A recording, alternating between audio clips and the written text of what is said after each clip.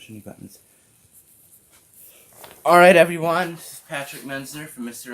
Electric 199, and in today's video, I'm going to be throwing some pots of boiling water out in the yard. Now, before we get started, come over here to the computer and show you how cold it is out there right now.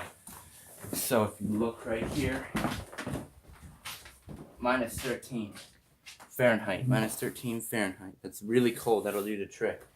Now, I'm not putting on gloves for that reason. I'm putting on gloves because last time I did this experiment, I splashed boiling water all over my hands, and guess what? It wasn't a fun day, so forget about the tape. Let's do this.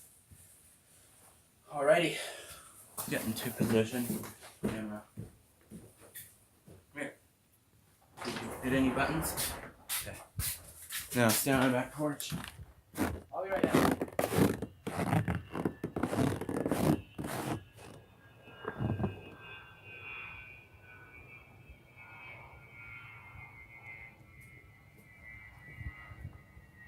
Scaring me more than it's probably scaring anyone. Alright. Watch this, it's gonna poop into steam. Holy crap.